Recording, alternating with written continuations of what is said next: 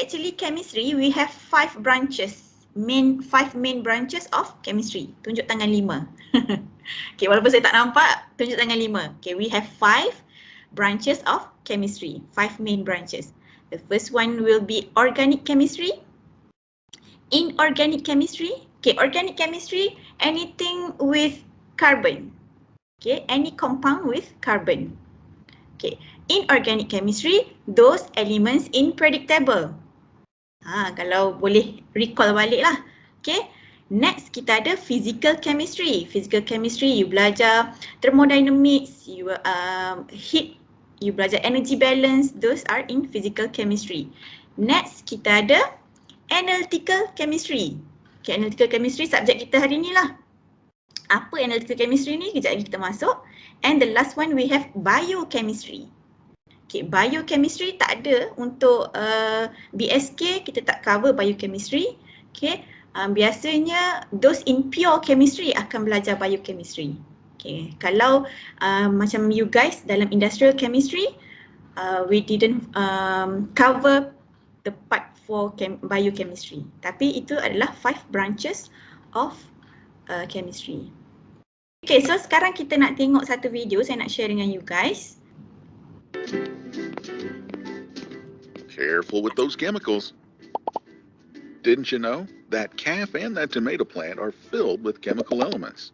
Like all living organisms, plants and animals are mostly composed of carbon, hydrogen, oxygen, and nitrogen.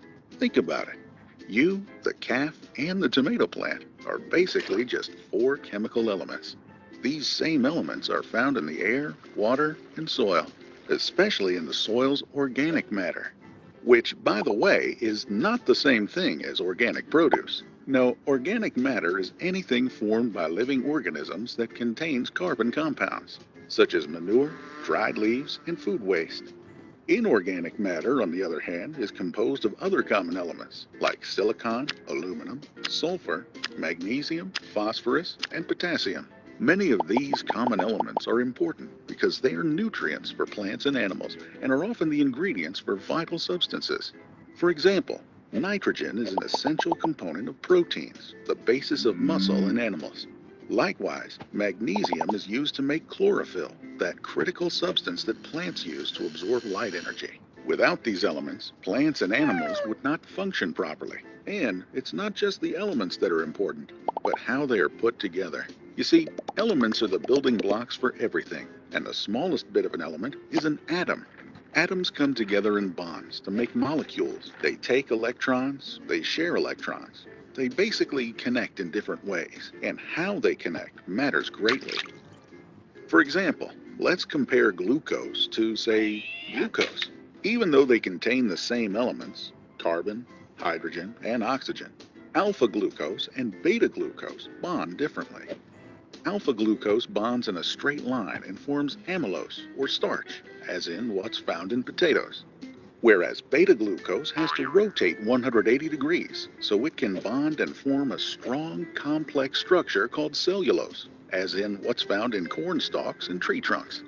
Beta glucose bonds are so strong that humans can't digest them.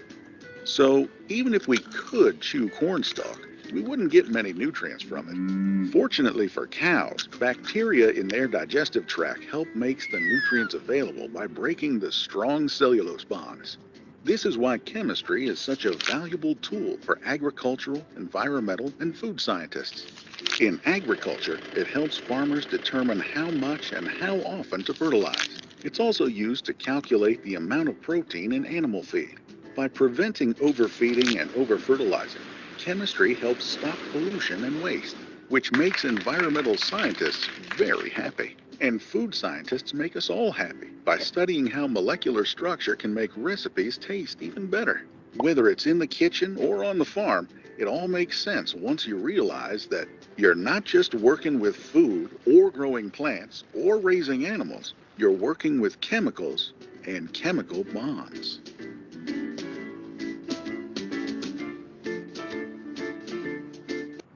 Okay, dapat sesuatu daripada video yang saya share tadi? Dapat. Okay, anyone want to share apa yang you guys dapat? Saya rasa Angie seorang je yang communicate dengan saya. Yang lain? Lapar ke? Dah lunch semua? Saya harap semua dah lunch lah. Okay. Boleh unmute mic kalau nak share apa yang you dapat. Belum masuk lagi analytical. Okay, baru introduction of chemistry. Semua yang di sekitar kita ada kaitan dengan chemistry. Jihan. Everything. Sorry? Maksudnya semua perkara yang ada di sekitar kita termasuk kita sendiri itu adalah berkaitan dengan chemistry. Betul. Dia bukan berkaitan. Kita memang di building blocks of chemistry. So thank you Jihan. Yang lain?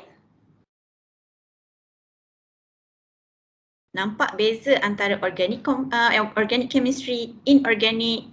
Okay, kita ada food juga, environmental, agriculture. Okay, knowledge of chemistry can be used everywhere. Okay, seperti yang you tengok dalam video tadi lah. Okay, so what is analytical chemistry? Analytical chemistry is a knowledge that you can use in all the chemistry branches. Apa maksud dia? Okay, knowledge of chemistry. Saya bagi contoh Kalau you ada okay, semua orang suka kopi sekarang kan, dia macam satu trend. Everyone know about Starbucks. You dah dengar Starbucks. There are lots of coffee house being available nowadays. Dekat Malaysia macam-macam jenis kopi ada. Okay, so if you love to drink coffee, do you know how much caffeine in each of the coffee you consume?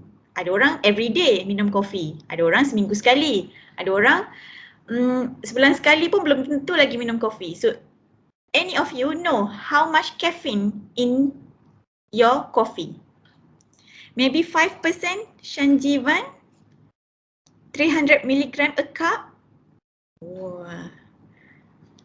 Okay, thank you Angie. Kita ambil 95 milligram. Sorry? 95 milligram. Lebih kurang macam tu. 95 milligram. Thank you Nurul Khairunisa. We have Teo Junwei 40%. We have Maisara 40 milligram. Banyak jawapan yang kita dapat. Saya simpan dulu. Okay. We have Loshini 46 to 47 milligram. Okay, mana you guys dapat numbers ni? Dekat packaging Google. ke? Google. Nurul Khairunisa, thank you. Kan semua di hujung jari sekarang. Packaging. Yes, thank you Dinosha. Okay, semua jawapan ni betul. Tapi dia bergantung pada keadaan. We need to calculate. Okay, we need to know the raw material, we need to know the sample preparation. Okay, kita ada raw coffee, lepas tu kita prepare, jadikan dia coffee semua tu, and then we need to calculate. So those calculation involved is actually the analytical chemistry. Chemical analysis, we analyze how much caffeine in coffee. So that is analytical chemistry, we analyze. So boleh nampak, so kita boleh guna maklumat ni tak kisah dalam organic chemistry. We want to know how much carbon in methanol. We want to know how much oxygen in for example oxygen tank. Okay, and how much that one is organic. Okay, natural product, we have fertilizer. Okay, how much organophosphorus pesticides in the fertilizer that is organic. Inorganic, how much magnesium in soil. Okay, how to calculate the water hardness, that is inorganic. Lepas tu kita ada lagi physical chemistry. What is the pH of acid? Okay, what is the Ka value, and those calculation, those analysis is fall under the analytical chemistry. Okay, so now nampak tak secara generalnya apa tu analytical chemistry? Sebab tu you kata, oh masa STPM saya tak belajar pun. Sebenarnya dalam setiap subjek, dalam setiap yang organik, inorganic, physical chemistry, dia dah ada dah. Masukkan sikit-sikit analytical chemistry dalam each branch yang you dah ambil masa STPM. How to calculate the mole, molarity, molality, all those kind of things are under analytical chemistry. But untuk for this degree, okay, kita pergi more deeper, okay, for each of the situation. Nanti kita share. Okay. Now let's move to the first chapter of this subject, Introduction to Chemical Analysis. Okay. So that is my email address, nurfazila@ump.edu.my. So anything you want to ask, if you want to show your exercises, you already answered the exercises and you want to share with me. Kalau panjang sangat dalam WhatsApp tak muat, boleh letak dalam Microsoft Teams, tapi kalau you segan kawan you nampak, boleh email saya, okay, dekat using that email address. Okay, 801-2016 is my room number in the campus. Okay, we are in Gambang. Okay, as I said just now, analytical chemistry is a science of chemical measurements. Okay, we measure the caffeine, the quantity of caffeine in coffee. We measure the alcohol in urine sample. We measure the paracetamol in urine sample. Those are the signs of chemical measurements. It provides the methods and tools needed for insight into our material world, for answering 4 basic questions about a material sample. Okay, just now I asked about how much. Okay, other than that, we also can ask what. What is the identity of the substance in the sample? Dia ada carbon ke? How many carbon that it has? Okay, what is the identity? Is it an alcohol? Is it an acid? Is it the carboxylic acid? So what is the identity of the substance? Can be answered under analytical chemistry. So where does the sample contain substance X? So where does this substance X come from? Is it from the soil? Is it from the wastewater? Okay, how much? How much ni senanglah quantity. Okay, how much? Just now you said 40 milligram, ada yang cakap 46 to 47. In terms of percentage pun betul, 40%. Okay, so we are going to look at the units used in analytical chemistry. There are so many units. Okay, and then what arrangement, structure or form of the sample. Okay, structure or form, liquid ke, solid, gas. Okay, arrangement of the bonding. Right, so we have alcohol. Is it at the end of the carbon compound or in the middle? So that is arrangement. Okay. So analytical chemistry, further classification, we not only have analytical chemistry only, but we can divide it into bioanalytical chemistry. Ini those biology samples fall under bioanalytical chemistry. We have material analysis, we have chemical analysis, environmental analysis, and forensics. So this analytical knowledge can be used for these 5 class. Okay. And then techniques under analytical chemistry. How many just now? Okay, how many caffeine? How many pesticides in fertilizers? Those samples, okay, are going to undergo the process, and we are going to inject, or we are going to use that sample, put in the machine and get the answer. So what kind of machine, what kind of techniques used? It is spectroscopy. Kalau you biasa mendengar UV visible, UV-Vis, it is one type of spectroscopy. Okay, spectroscopy ni yang mana melibatkan cahaya, light. Okay, so UV-Vis, we have Fourier transform, infrared spectroscopy, FTIR. Okay, We have mass spectrometry, we have spectrophotometry, we have chromatography and electrophoresis, and those kind of techniques you akan belajar one by one, okay, from time to time. For first year, you akan jumpa UV-Vis dulu, the most simplest equipment, okay, for chemistry, UV-Vis. So first year you akan nampak yang tu dulu lah. Second year you will learn on chromatography. Okay, mass spectrometry, spectrophotometry ni UV lah. Okay, and you also are going to learn spectroscopy in your third year. Okay, so jangan tanya saya sekarang sebab nanti you akan confused. It is quite complicated because you kena belajar the component semua tu nanti time by time. For first year, belajar kira-kira dulu. Okay, nanti you akan guna untuk those techniques for second year, third year and also final year. Right. This is only an introduction. Yang tak perlu hafal pun. Yalah sebab ini straightforward. Okay, so this is the analytical chemist job. Okay, you do sampling. Okay, let's say you work in for example glove. Okay, glove industry.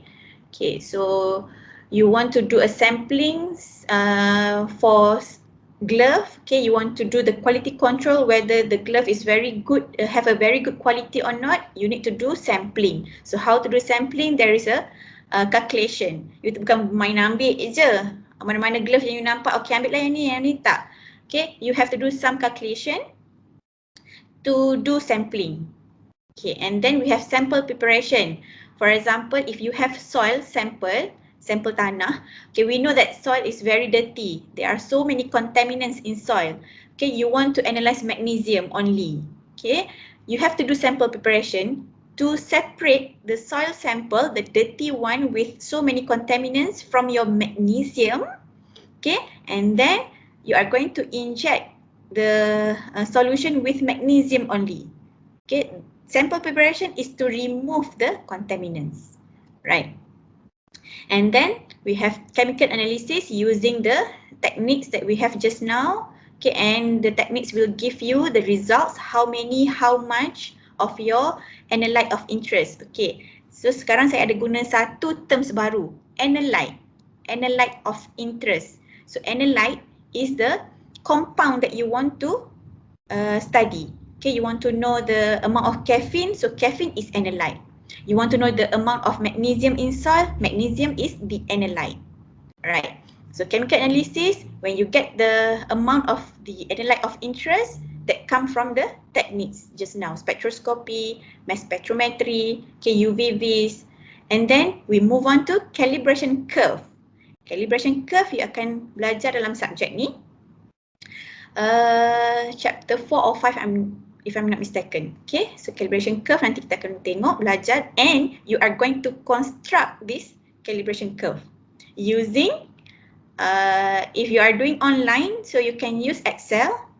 Okay, but for previously, for those who came to campus, jawab final exam dalam secara fizikal, face to face, they have to construct the calibration curve using graph paper. Okay, so saya akan ajar dua-dua macam mana nak construct calibration curve using Excel and also the graph paper. Right. So the last one, interpreting the results. You dah dapat results, you have to interpret the results. For example, if we have 40 milligram of caffeine in coffee just now, is it good for your health or is it already exceed the limit for a healthy consume of coffee? Okay, so interpret the results. Right. So any question before we move to the next slide? I hope it is very clear. No question. Yeah. Okay, thank you for your response. Okay, this is one type of sampling.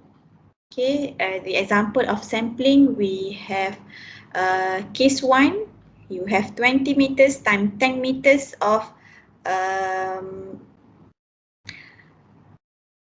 sample area. Okay, sample area 20 meters times 10 meters, and then you are going to choose at random. So we call it as random heterogeneous materials. This is only example. Kita akan tengok lebih detail nanti. Okay, we have another case where we just now we use random, and now we use the segregate method. Okay, so you can see the difference between these two cases. Perlu hafal pun lagi, nanti bila sampai part yang saya kata, okay yang ini penting. Yang ini penting maksudnya dia akan masuk dalam assessment. Okay, so project 1, how to measure the caffeine content in a chocolate bar. Okay, tadi saya bagi contoh dalam coffee. So ini lagi sedap dalam chocolate bar. So you have chocolate. Chocolate is your sample. Okay, so caffeine is your analyte. So you need a pestle and mortar to do the sample preparation. Okay, so this is your analyte caffeine, and theobromine is the precursor of caffeine. Okay, this is one type of sample preparation. Why we want to do sample preparation? To remove any contaminants. We know that chocolate is very complex sample. Okay, so we only need the caffeine from that chocolate. So we need to do sample preparation. Okay, we do weighing, and then we remove fat with organic solvent just to get our caffeine. If we have contaminants like fat, it will affect our final results. Okay, so transforming a sample into a state that is suitable for analysis. Okay, now we extract the caffeine and theobromine with water. And then we perform the analysis using, for example, liquid chromatography, one of the techniques. You are going to learn on liquid chromatography in detail during your second year. Dalam subject instrumentation method. Okay. And also separation method. Here is how to prepare the calibration curve. It is a graph of detector response as a function of analyte concentration. Okay. Sometimes we call it as calibration curve, or sometimes standard curve. Okay, as you can see here on your right hand side, you can see the chromatogram. We call it as chromatogram. If it coming from chromatography, we call it as chromatogram. It is a graph of detector response. On the y-axis, kena ingat balik yang you belajar matematik, we have x-axis and y-axis. X-axis is a time here, and your y-axis is the absorbance. Here it use ultraviolet instrument, UVVs. Okay, so the detector response versus the analyte concentration. Okay, that is the calibration curve. Standard solution is the solution containing known concentration of analytes. Okay, if you want to analyze caffeine from the unknown sample, kita tak tahu berapa banyak caffeine ada dalam coklat tadi. And then how we are going to determine the concentration? We need a standard solution. Standard solution kita prepare dekat lab. We know the concentration, we know the amount of our standard solution. Using that standard solution, we are going to construct the calibration curve. From calibration curve, we are going to determine the unknown concentration of our caffeine in chocolate. This is an example of calibration curve. It is the analyte concentration on x-axis versus the peak height or absorbance or response, our equipment response on the y-axis. Okay, so kita ada beberapa concentration of our standard. Okay, we run our standard solution with known concentration and amount using the equipment. It will give you the results. Okay, then you construct the graph. After that, you are going to get the response from equipment for your unknown sample. Unknowns mean you don't know the concentration of your analyte. You hanya ada detector response ataupun equipment response. So now from the detector response, you can find your unknown concentration using the calibration curve. Okay. So analyze the results. You can see that you have caffeine. Okay, you have more caffeine in dark chocolate compared to white chocolate. Okay, that is how you analyze your results. Okay, so that is only example. Now we look at very deeper into the analytical methodology. How you get the results just now. Okay, first by understanding and defining the problem. Okay, when you work in a laboratory or in any industry, tak kisahlah you kerja dekat production ke, you kerja dekat QC department ke, quality control, you kerja dekat lab, you need to understand and define the problem first. If you are working in forensic, for example, okay, one sample came to you, one urine sample or blood sample come to you, and then you need to analyze the blood or urine sample. You need to understand and define the problem first. Takkan tiba-tiba datang blood tu, okay, buat je lah analysis. Tak boleh. You need to know the problem first. Where does this blood come from? Okay, what is the analyte they want to know, the customer want to know in the urine sample? Okay, understand. Okay, familiarize with the background of problem and history of the sample. Okay, how long does this blood already at room temperature? Or dah berapa lama dah the customer you simpan urine sample sebelum datang ke lab? Okay, know the background of the problem. Kenapa tiba-tiba nak test that urine sample? Is there any problem with the urine sample? Ada case ke sebelum ni? And then literature search means that you do your own study, okay, finding literature or previous work done by others using the same sample. Okay, we have blood sample. We have so many method to do the sample preparation. We have so many instruments that can detect the analyte for blood sample, for urine sample. Then you go through the literature, the previous references, the previous work done, similar previous work done, that we call as literature search. Okay, ataupun dalam bahasa mudah dia, you pergi cari reference. Macam mana nak buat sample preparation, macam mana nak detect the analyte in urine or blood sample just now. Okay.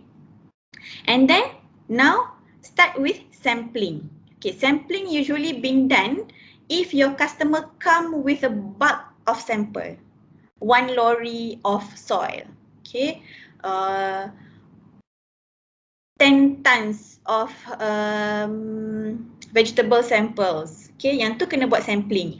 If your customer come with a very small amount of sample, you can straight away do the sample preparation. You don't have to do sampling.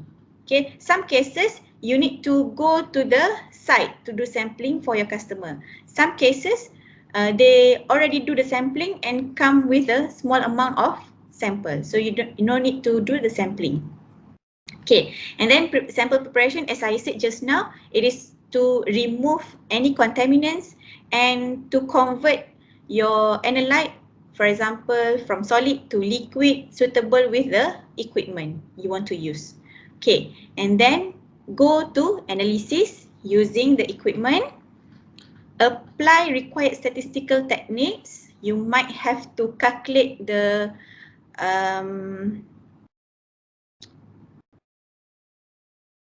concentration, Okay, statistical techniques, for example, you need to do the t-test. This one, you need to recall back what you have learned in statistics, okay, from mathematics that you have learned, and then you might need to calculate the we are going to look at the statistical techniques after this. Okay, kalau saya nak cerita sekarang, saya pun tak ingat banyak sangat. Okay, so that is apply required statistical techniques. Okay, and then after that you already have the results, verify your results and do the report. Okay, what you are going to do in lab after this, okay, kalau siapa yang dah masuk lab sebelum ni, you are going to do step by step of analytical methodology until reporting, until you get your lab report. That is the analytical methodology. Okay, any question? So far, saya bercakap seorang ke?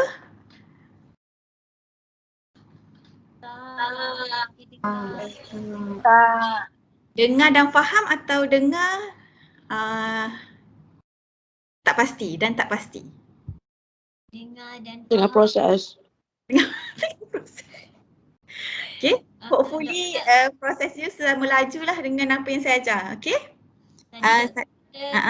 Kadang kalau kita nak buat testing, kadang-kadang kena pergi dekat site kan. Let's say macam kalau kita ambil forensic, kita kena pergi dekat crime scene kan. So nanti kalau macam tu macam mana nak buat testing kat site? Oh tak, kita ambil sampel dan bawa ke lab. Okay, some of the testing dia ada equipment, on-site equipment. Okay, contoh pH level. We have pH meter that can be carried to the site. Ada yang kita kena bawa balik ke lab. Yang mana equipment besar, kita kena bawa balik ke lab lah. Yang mana equipment yang boleh bawa on-site, kita bawa on-site. Okay, faham? Okay.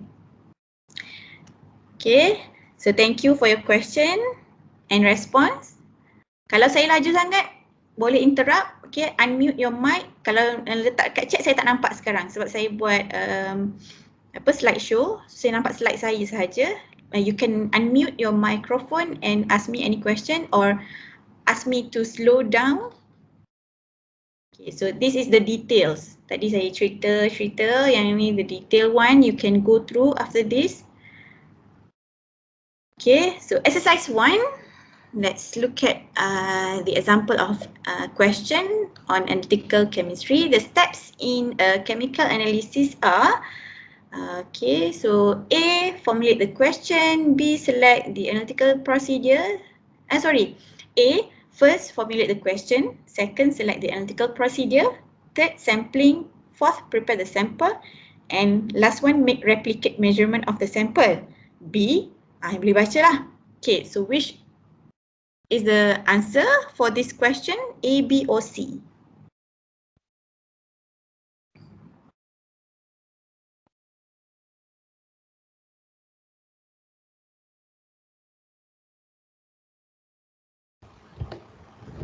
C.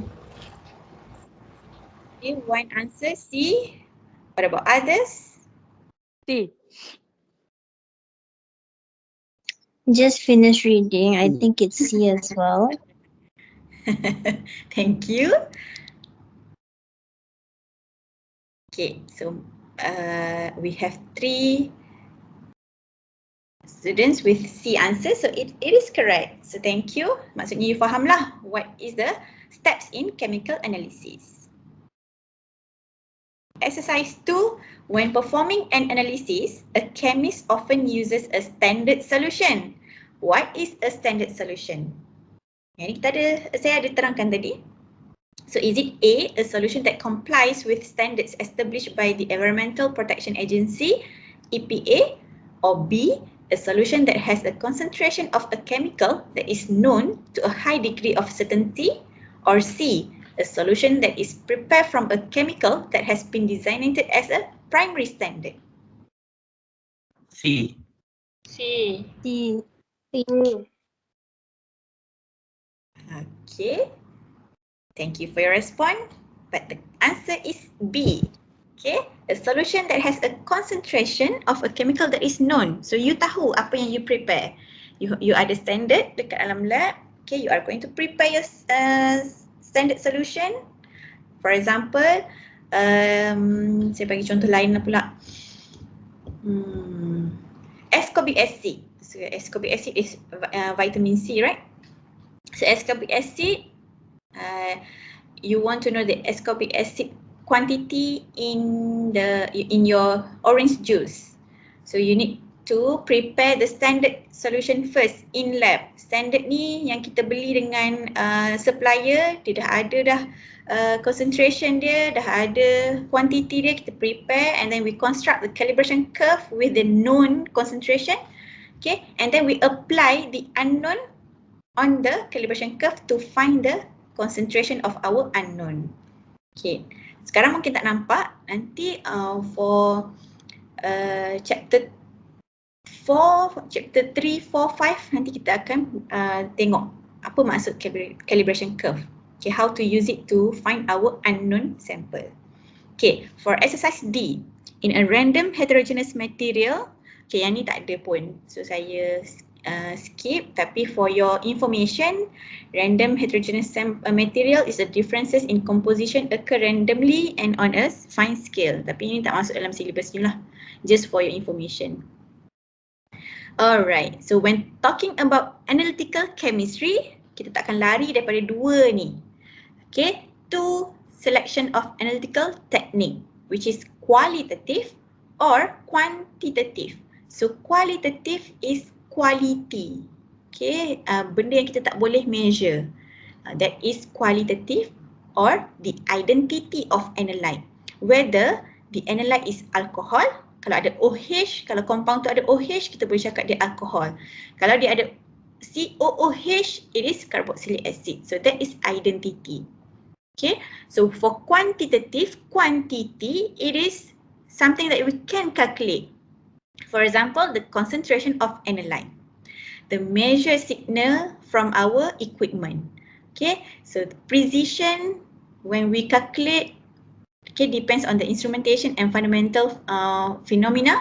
Okay, the precision, precise, whether the equipment precise or not, there is a calculation. So it is also falls under quantitative. Okay, so these two is the selection of analytical technique. Ada equipment, for example, FTIR, infrared, it is for qualitative identity of analyte. There is no concentration of analyte that we can determine using FTIR, infrared. But we can know what is the functional group, whether it has OH, C double bond C, C triple bond C, that is fall under qualitative.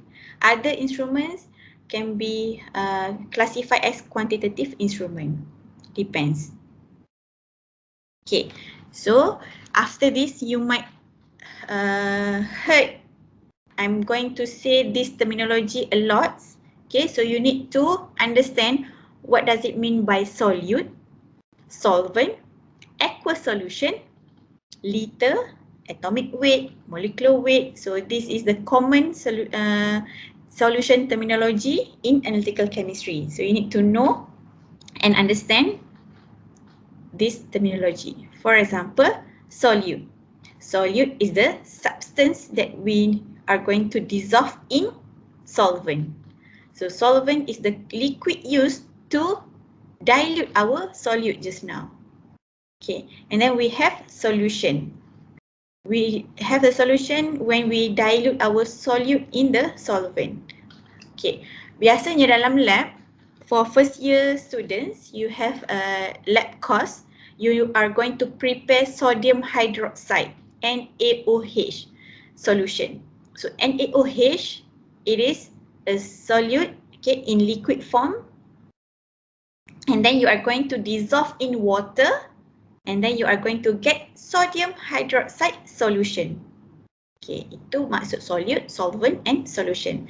Solvent can be organic solvent, methanol, ethanol, and it can also, water is one of the solvent, okay, because it used to dissolve solute, right? And then Solid, solvent and aqueous solution already been told. Okay, liter is the unit, is one of the unit mostly used in analytical chemistry. Okay, atomic weight, molecular weight, atomic weight. Kalau you tengok dalam periodic table, okay, usually periodic table are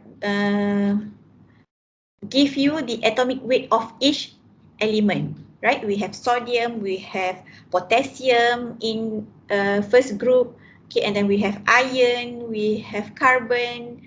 That is atomic weight. But when you have H2O, you already have a combination of hydrogen and oxygen for water. It is already molecules. So the total atomic weight of hydrogen, 2 hydrogen and 1 oxygen is molecular weight. Ini saya rasa you guys just have to recall back what you have learned before. Okay? But those terminology are going to be used often. Okay, so I said to you, we have so many concentration units. So these are the example of concentration units used in analytical chemistry. We have molarity, molar concentration, we have molarity and molality. Okay, the difference between molarity and molality is mole per liter or mole per kilogram. If we have solution, usually we use mole per liter. If we have solid, we use mole per kilogram. Depends on the our sample. Okay. Besides molarity and molality, molar concentration, we can also use the percent composition. Okay. Weight to weight, weight to volume, or volume to volume. Weight to weight means that weight of your solute divided by the weight of your solution. Okay, nanti kita tengok detail. So molar concentration, how to calculate the molar concentration to get mole per liter is where you divide your number of mole solute by the number of liter of your solution. Okay, so nanti you akan bermain dengan molarity, mole and liter or millimole per milliliter. Okay, saya nak tanya soalan lah macam ni. How you guys calculate the mole of solute? Macam mana saya nak keluar? Sekejap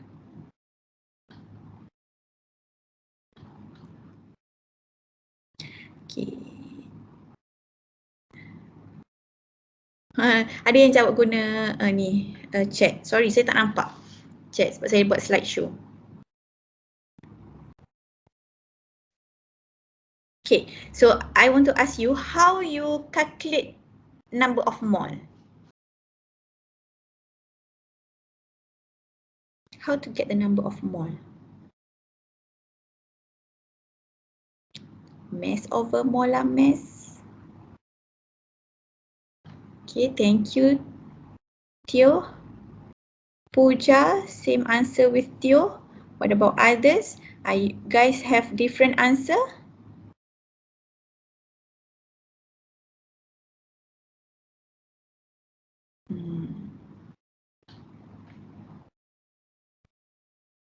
Molarity times volume of solution. Yes.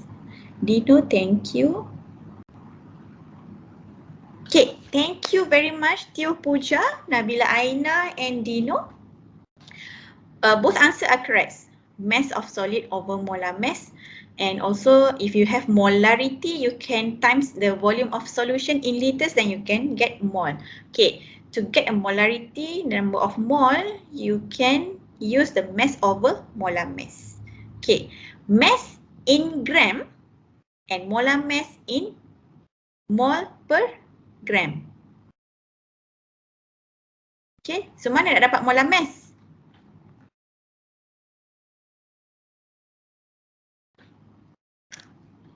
Sorry, gram per mole. Kita tukar.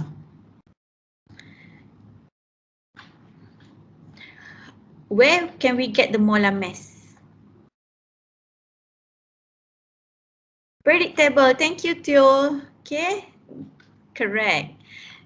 Okay, so when talking about periodic table, please prepare a very clear and clean periodic table for yourself.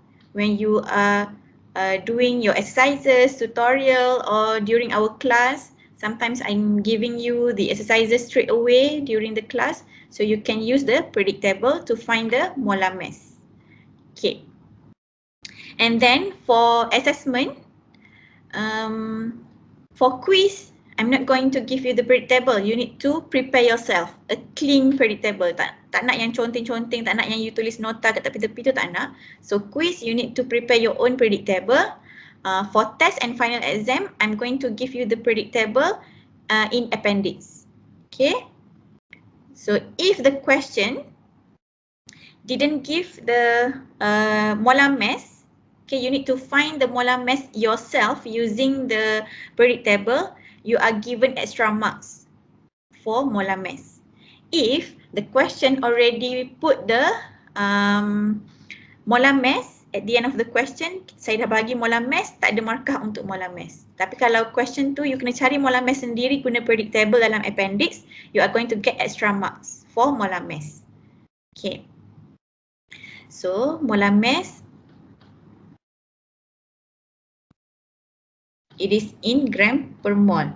So don't forget, if you are doing calculation in analytical chemistry, you need to put your units. Mass in gram, molar mass in gram per mole. So show me how you get the mole at the end. Sudah semua terdapat markah. Markah, kita bagi markah method. Kita panggil method M1. 1 marks for method.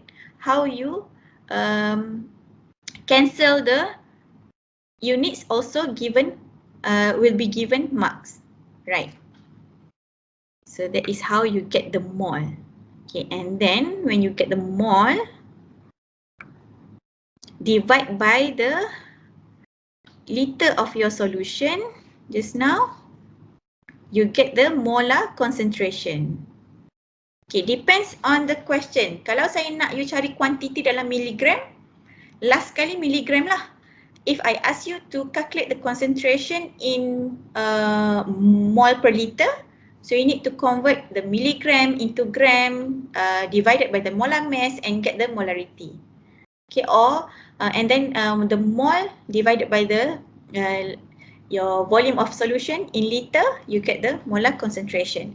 Kalau saya suruh stop sampai mass sahaja, miligram macam caffeine tadi, I ask you how many caffeine in the coffee, you give me the answer in terms of milligram.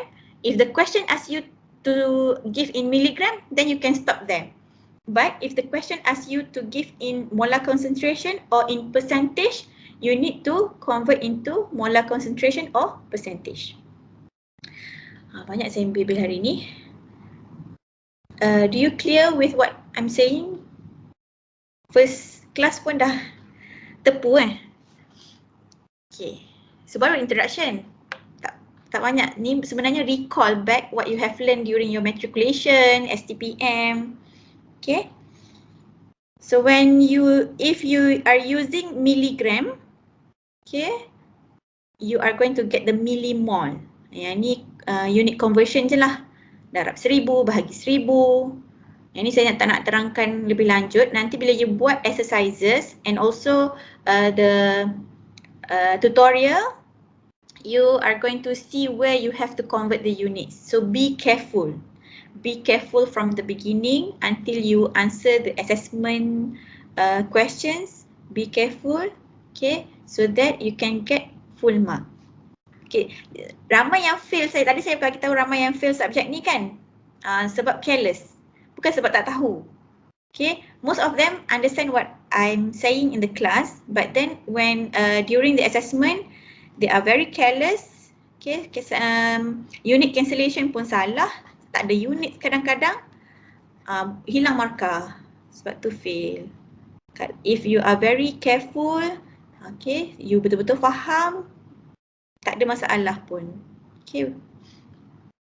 And we move on to the molality, or sometimes we call it as molar concentration.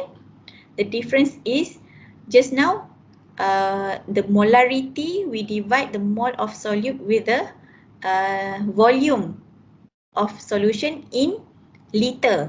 But for molality or molar concentration, small m, it is by dividing the number of mole of solute by the number of solvent in kilogram.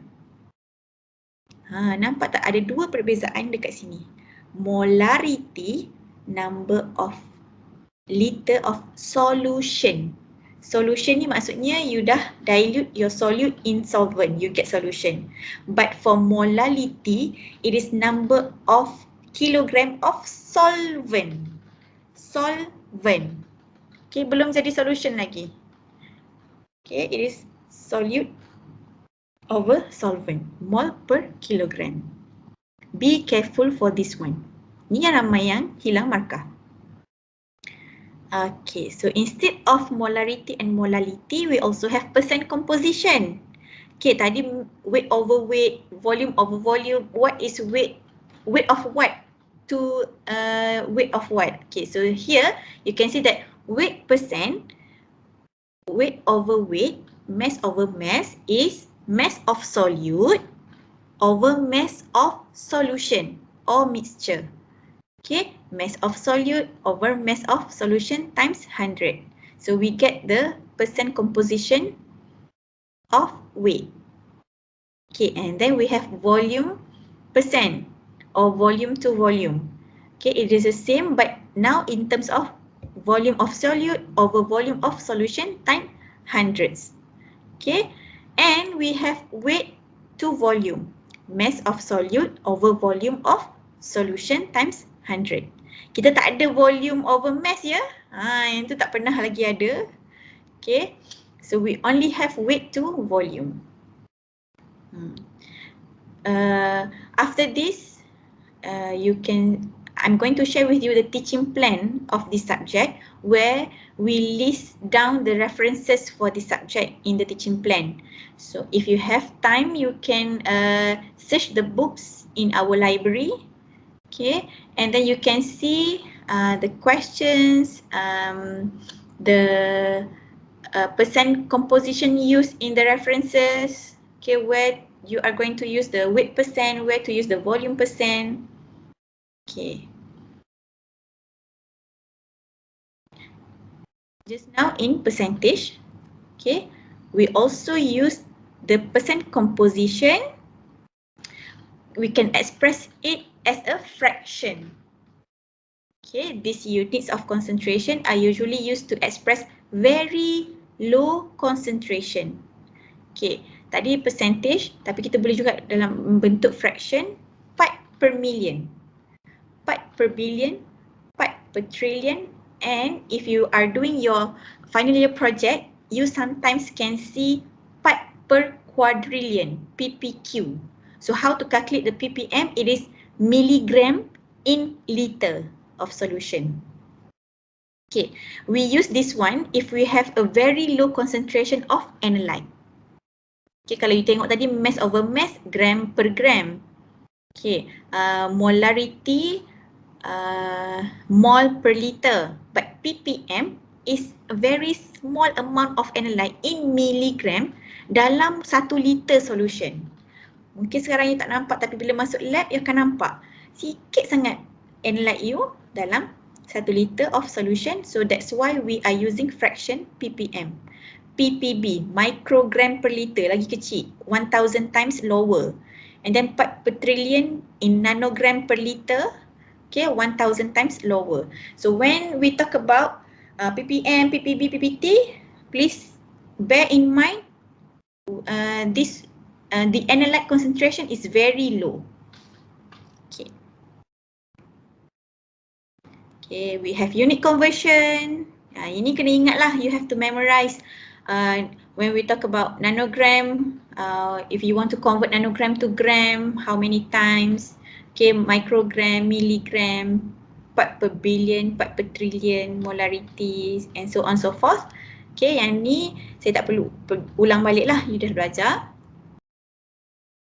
Alright, so saya tunjuk contoh satu, 253.37 gram per mole is equal to 253.37 milligram per millimole. Why they are the same? Because when you convert gram to milligram, okay, you are going to times 1000, right? Mole to millimole times 1000, but they can cancel each other. Okay, times 1000 milligram times 1000 millimole. Okay, so gram to milligram times 1000, mole to millimole times 1000. So you cancel out this one, you still get 253.37 milligram per millimole. Kalau you convert gram to milligram only, then you will get 253,370 milligram per mole. But since you convert mole to millimole as well, that's why you still get 253.37 milligram per millimole. Okay, to get the millimoles, 253.37, okay, milligram per millimole. You divide the mass 500 milligram. So cancel milligram with milligram. You will get 1.97 millimole kat bawah, naik atas. Bila bahagi naik atas jadi millimole. Yang ni basic maths lah. So anything you need to do more exercises. Baru you nampak how to convert the units, how to cancel out. Okay.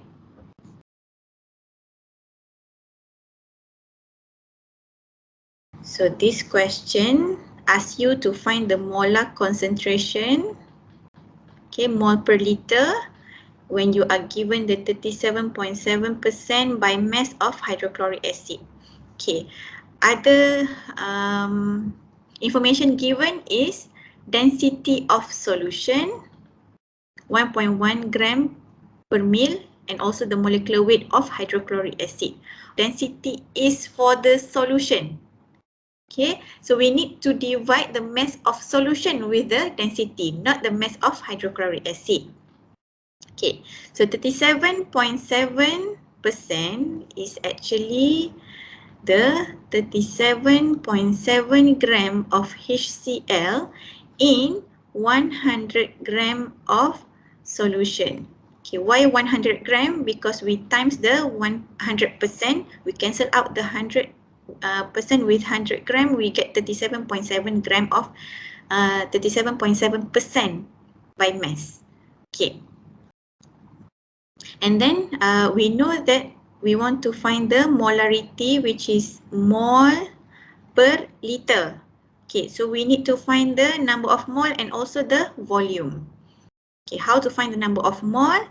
By dividing the mass of HCl with its molecular weight. Okay, mass of HCl is 37.7 gram divided by its molecular weight 36.46 gram per mole. So we get number of mole equal to 1.034 mole. Okay. When we get the number of mole, now we want to find the volume. Okay. So the volume, since the density given is for the solution, so we need to divide the mass of solution, which is 100 gram, with the density 1.19 gram per mil. We will get 84.03 mil. Okay, so this one is in milliliter. So convert to liter, we will get 0.08403 liter.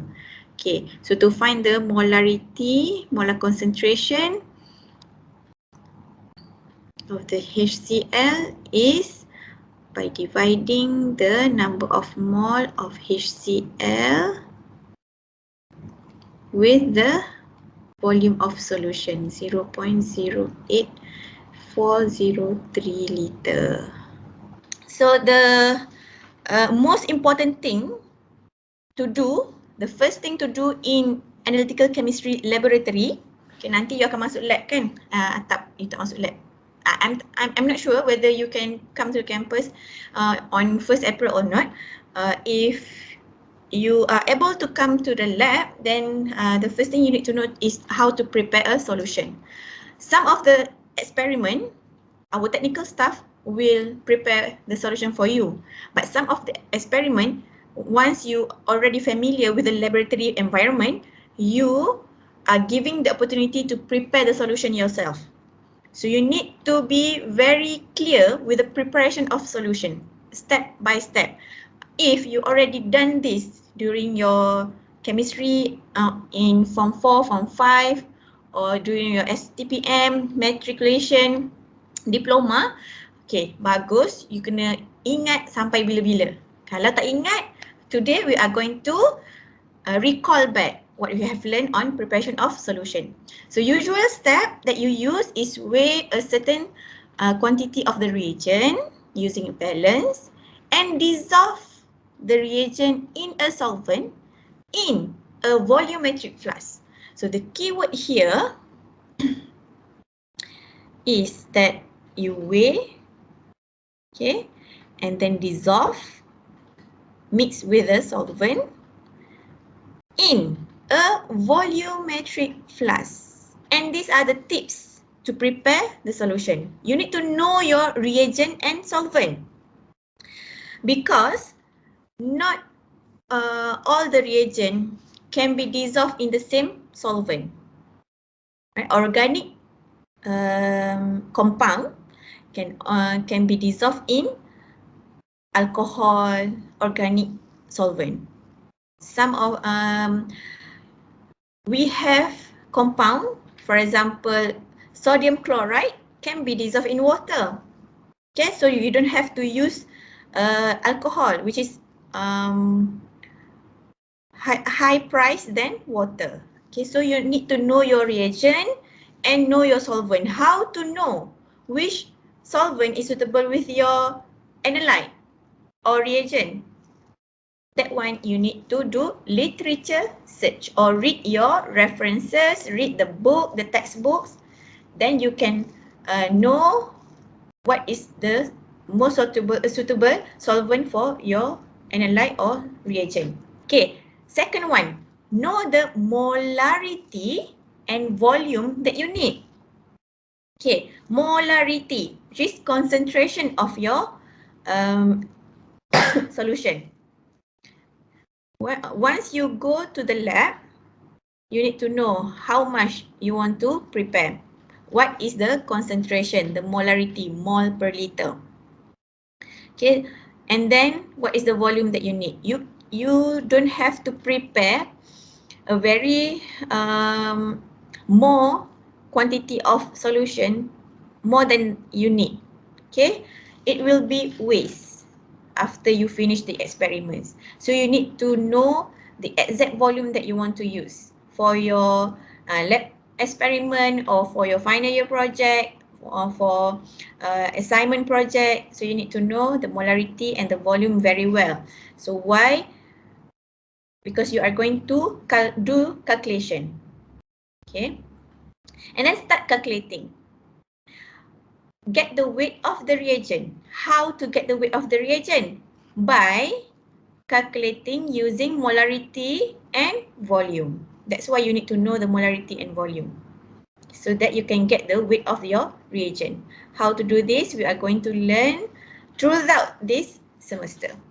Okay, number 4, weigh your reagent using analytical balance. Okay, weigh your reagent using analytical balance. Why I didn't bold the analytical balance? Because some of the reagent, you can only use the top loading balance.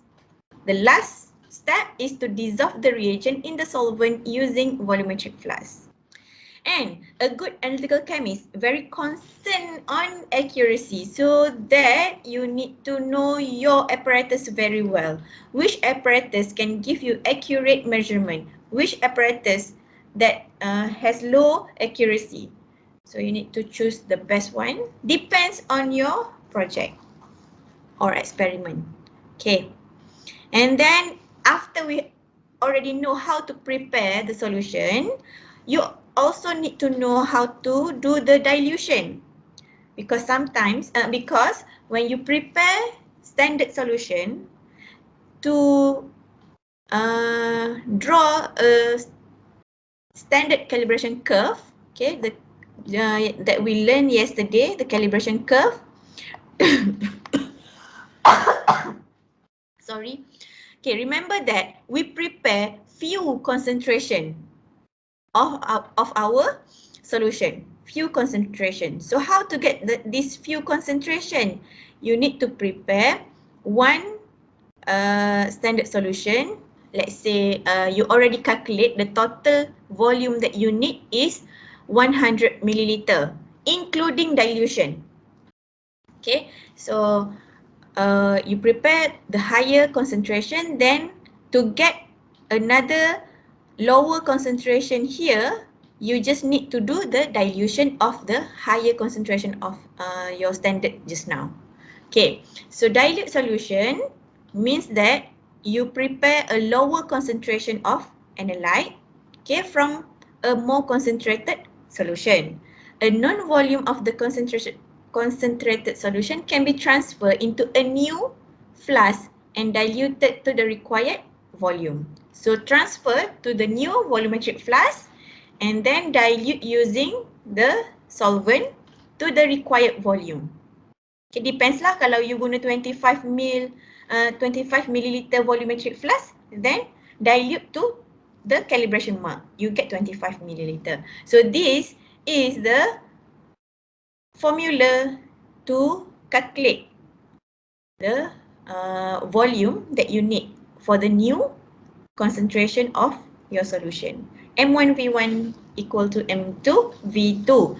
And then this is the common formula for dilution. Saya tak explain lah apa yang saya nak bagi tahu. Capital M is the molarity, capital V is the volume. Same goes to M2 and V2. Okay. So this M1V1 is from the concentrated solution. M2V2 is for the dilute solution. Usually we want to find this one, V2. Let's say sodium hydroxide, 0.1 molarity in 500 milliliter of volumetric flask. Okay, and then you are required to prepare 0.2 molar of a dilute sodium hydroxide. So how much of the 1.0 molar sodium hydroxide to be transferred into the new volumetric flask by using this M1V1 equal to M2V2. Okay, then you can find this new volume. After that, you need to pipette the new volume into the new volumetric flask.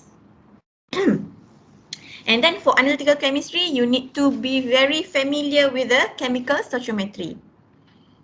Okay, the stoichiometry of a reaction is the relationship among the number of moles of reactants and product as shown by a balanced equation. Okay, if you have mass, you want to get the mole, you need to divide by molar mass, as I said yesterday. Okay, so if you have mole and mole, you need to multiply by the stoichiometric ratio. If you have mole and you want to find the mass, you need to multiply by molar mass. This one divide, this one multiply. So this is an example of stoichiometric question. Right. What mass of silver nitrate, you are given the molecular mass of silver nitrate 169.9 gram per mole, needed to convert 2.33 gram of sodium carbonate to silver carbonate. Means that you do a chemical reaction between silver nitrate and sodium carbonate. And then you get the final product, which is silver carbonate. Sometimes you are given the molecular weight in the question. Okay, sometimes there is no molecular weight in the question, but you are given the periodic table in appendix. Okay, jangan nanti pula bila dapat soalan, tak ada molecular weight lah, dah gelabah. Dia tak belik pun lagi dekat appendix. So please be alert.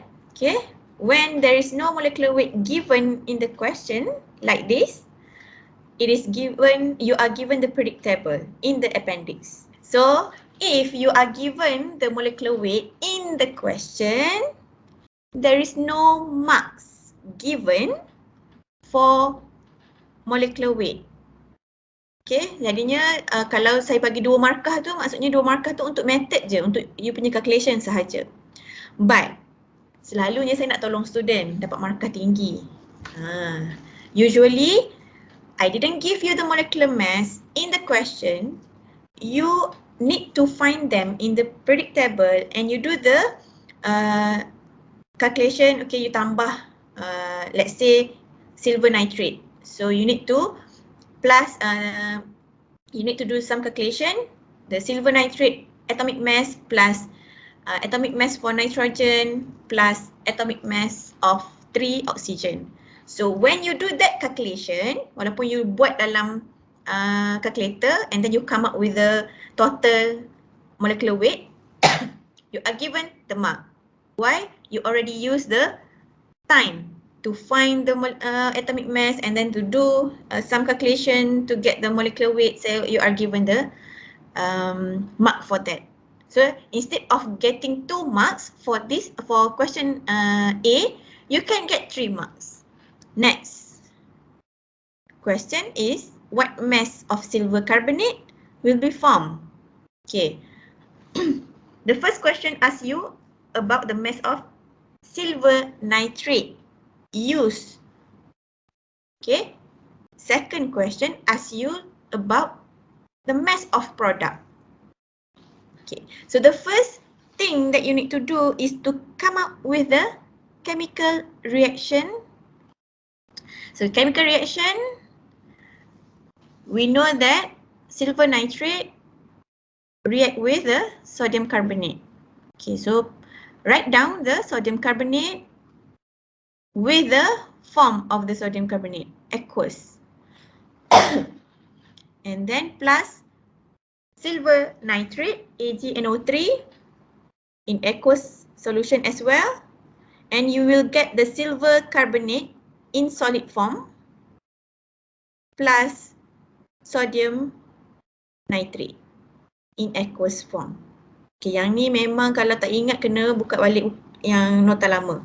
So the first step to get the mass of silver nitrate is to calculate the number of mole for sodium carbonate. Okay, why we choose sodium carbonate? Because you already been given the mass. Okay, you are given the mass of sodium carbonate. If you are given the mass of silver nitrate, then the first thing to do is to find the mole of silver nitrate. But here in this question, you are given the mass of sodium carbonate. So the mass of sodium carbonate divided by the molar mass. Okay, so the mass divided by molar mass. So you can cancel out the gram unit, then you get number of mole, 0.022 mole. Don't forget to write down the unit. Okay, don't forget to write down the unit. Why? Because it's easy for you to cancel out which unit you didn't want. Okay, at the end of the results. Okay, here when you want to find the number of mole, the unit should be mole. But if you didn't put the unit earlier, then you don't know where this mole come from. Sometimes students didn't put the unit. Bila you tak unit earlier, then you don't know how to get the final unit for gram here. Okay, So you get the number of mole for sodium carbonate. Okay, look at the chemical reaction again. Stoichiometry means that you have a balanced equation of the chemical reaction. Okay, balanced equation. You have 2 sodium here. Your end product should also have 2 sodium. How to get this one? You need to put the big 2 in front of the sodium. Okay, and then we have 1 carbonate. Look at the end product. We have 1 carbonate here, so you don't have to put anything in front of the silver carbonate. Okay, next we look at another atom, which is silver. So silver here, only 1 silver at the beginning. Okay, at the beginning, only 1 silver. But when we look at the product, because we react with the carbonate, carbonate is -2. So we need to have Ag2. Okay, Ag silver ion have +1 charge, react with C carbonate CO3 2-. That's why you get Ag2CO3 here. Okay, when you have Ag2 in the product, you need to put the big 2 in front of the silver nitrate. Okay, this is the stoichiometry, where we can see that 1 mole of sodium carbonate react with 2 mole of silver nitrate. Okay, this big 2 here is the number of mole in the balanced chemical reaction. But this one is not the final number of mole. It depends on the mass. Okay, mass that you use. So this one is theoretically. Theoretically, we have 1 mole of sodium carbonate react with 2 mole of silver nitrate. But the exact mole, number of mole, it depends on the mass of sodium carbonate just now. You already get 0.022 mole of sodium carbonate, means that mole of silver nitrate you need to times 2. Then you get the exact number of mole for silver nitrate, 0.044 mole. Okay, so the question asks you to find the mass of silver nitrate. You already have the number of mole for silver nitrate. Now to find the mass, you need to times the molecular weight. Okay, so why we get gram at the end? Because we cancel out the mole here. That's why I said you need to put the unit